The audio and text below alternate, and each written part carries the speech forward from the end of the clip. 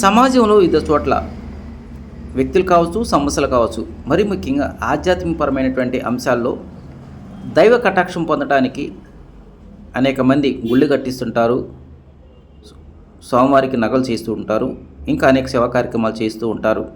అయితే దక్షిణ భారతదేశంలోనే ఎంతో విశిష్టత కలిగినటువంటి మంగళగిరి శ్రీ లక్ష్మీనరసింహ స్వామివారి వార్షిక బ్రహ్మోత్సవాల్లో మంగళగిరిలో ఓ సామాజిక వర్గానికి మాత్రం అరుదైన అదృష్టంగా ఉందని చెప్పాలి.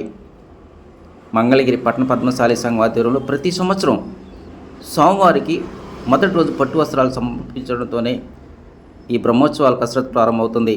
ఇది నిజంగా మాకు ఎంతో అదృష్టం అంటున్నారు ఆ సామాజిక వర్గానికి చెందినటువంటి నాయకులు. ఎన్నో తరతరాలుగా వచ్చినటువంటి ఈ కార్యక్రమం నేటికి మేము కొనసాగిస్తూ ఉన్నాము. ఈరోజు ఉదయం మంగళగిరి శ్రీ పట్టణ పద్మశాలి సంఘం నాయకుల ఆధ్వర్యంలో స్వామివారికి పట్టు వస్త్రాలు సమర్పించడంతోనే ఈ బ్రహ్మోత్సవాల కార్యక్రమం ప్రారంభమైంది. ఈరోజు అదేవిధంగా పన్నుమోహన్ రోజు, ఇక ఎంతో కీలకమైనటువంటి కళ్యాణం రోజు రాజ్యలక్ష్మి అమ్మవారు పుట్టింటి తరపున శ్రీవారికి పట్టు వస్త్రాలు సమర్పించడం జరుగుతుందని సంఘం నాయకులు తెలియజేశారు.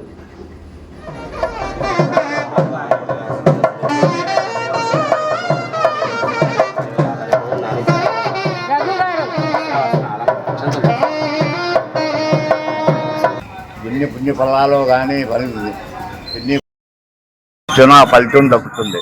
అలాంటి కార్యక్రమం మన పూర్వీకుల నుంచి పద్మశాలి పెద్దలు కుల బాంధవులు అందరూ కూడా ఈ కార్యక్రమాలు బ్రహ్మోత్సవాల్లో లక్ష్మీనరసింహస్వామి బ్రహ్మోత్సవాల సందర్భంగా ఫస్ట్ అంకురార్పణ పెళ్లి కుమారుడు ఉత్సవం కానీ కులం పరంగా పద్మశాలి సోదరులందరూ కూడా ఈ కార్యక్రమంలో పాల్గొంటూ పూర్వం నుంచి ఏనాటి నుంచి ఉండదో ఈ ఆచారం అనేది మాకు తెలీదు.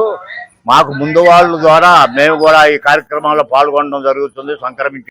అట్లాగే రేపు 12వ ఉత్సవం కూడా పద్మశాలి సోదరుడే కులపరంగానే అది బాగా అంగరంగ వైభవంగా కన్నుల పండగగా బాణాసంచ కాల్పులతోటి సొంత అమ్మవారిని పెళ్లి కుమార్తెలాగా తయారు చేసి అట్లా కళ్యాణం 15వ తారీఖు ఒక అమ్మవారి తరపున పుట్టింటి వారం అయి ఉండి అమ్మవారికి క్షీర సారిత పసుపు కుంకాలతోటి కళ్యాణం జరిపించడానికి ఒక పక్క అమ్మవారి తరపున మేము పద్మశాలి సోదరులందరూ పాల్గొంటూ ఈ కార్యక్రమం జరిపిస్తున్నాం. ఎప్పటి నుంచో తరతరాలుగా మాకు ముందు నుంచి కూడా ఉన్న పెద్దల ద్వారా సంక్రమించింది. ఇది ఆదిలక్ష్మి అమ్మవారు పద్మశాలీల పుట్టింటి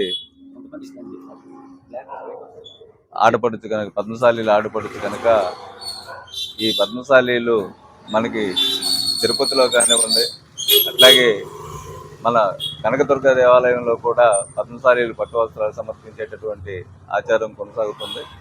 ఆ క్రమంలోనే మంగళగిరి పట్టణంలో వేయించేసి ఉన్నటువంటి మంగళాద్రి లక్ష్మీనరసింహ స్వామి వారికి కూడా మంగళగిరి పట్టణ పద్మశాలి బహుత్వం సంఘం తరఫున మనం వనవాహన సేవ, అదేవిధంగా కళ్యాణం రోజు ఆదిలక్ష్మి అమ్మవారి పుట్టింటి తరపున పద్మశాలి సంఘం తరపున పట్టు వస్త్రాలు మనం స్వామివారి దేవస్థానం నుంచి తీసుకెళ్ళి ఒక ప్రక్కన వాసిరెడ్డి వారు నరసింహస్వామి తరపున కూర్చుంటే మనం ఆదిలక్ష్మి అమ్మవారి తరపున మనం కూర్చొని ఆ రోజున కళ్యాణం నిర్వహించేటటువంటి మహాభాగ్యం మన పెద్దలైనటువంటి మా ముందు తరాల వారు మనకి కల్పించినటువంటి పరిస్థితులు ఉన్నాయి. శ్రీ మహాలక్ష్మీదేవి మా పద్మశాలీల ఆడపిల్ల ఏంది. అట్లానే మాకు జరుగుతున్న కార్యక్రమాలన్నింటిలో కూడాను తిరుపతి, మంగళగిరి, యాదాద్రి, సింహాచలం అట్లానే నవనారసింహులు నారసింహాలయాలు ఎక్కడున్నా కానీ మా పద్మశాలీలకే ప్రథమ తాంబూలం,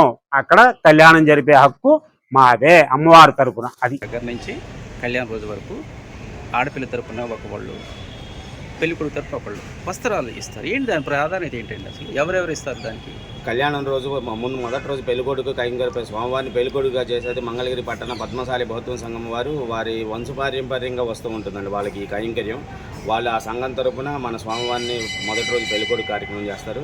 తర్వాత కళ్యాణం రోజున పద్మశాలి సంఘం వాళ్ళు వీళ్ళిద్దరు అమ్మవారి తరపున వస్త్రాలు, తలంబ్రాలు, అమ్మవారికి సూత్రం అవి తీసుకొస్తారు. అయ్యవారి తరపు నుంచి వాసిరెడ్డి వారి తాలూకా వాళ్ళు వస్తుంటారండి. వంశపారంపర్యంగా వాళ్ళకి వస్తుంది. ఏంటండి ప్రాధాన్యత ఏంటి? ఆ అమ్మవారి బట్టలు ఇవ్వటంలో కానీ, పెళ్ళికొడుకు ఇవ్వటంలో కానీ ప్రత్యేకత ఉందంటారా? అంటే ఈ మనకి స్వామివారి పెళ్ళికొడుకు పట్ల పెళ్ళికొడుకు తరపున ఒకళ్ళు పెళ్ళికూతురు తరపున ఒకళ్ళు మనకు గుడి మొదటి నుంచి కూడా వంశపారంపర్యం ఆచార్యంగా వస్తూ ఉంటుంది. వంశపారంపర్యంగా వాళ్ళ తర్వాత వాళ్ళ వంశస్థులు ఒకరికి అలా వస్తూ ఉంటుంది. అంతేగాని దాన్ని మార్చడం కానీ దానికి అట్లా ఏమి ఉండదండి. ఏం చేస్తారు ఆ రోజు జనరల్గా మీకు తెలిసి? మనకు తలంబరాలు పల్లెల్లో తలంబరాలు తీసుకుని స్వామివారి కళ్యాణ బట్టలు తీసుకుని వస్తారండి. గుడి దగ్గర నుంచి వాళ్ళ సంఘం దగ్గర వాళ్ళది ఏదో రామాలయాల దగ్గర వాళ్ళ ఆఫీస్ ఏదో ఉన్నట్టుంది, అక్కడి నుంచి తీసుకుని వస్తారు.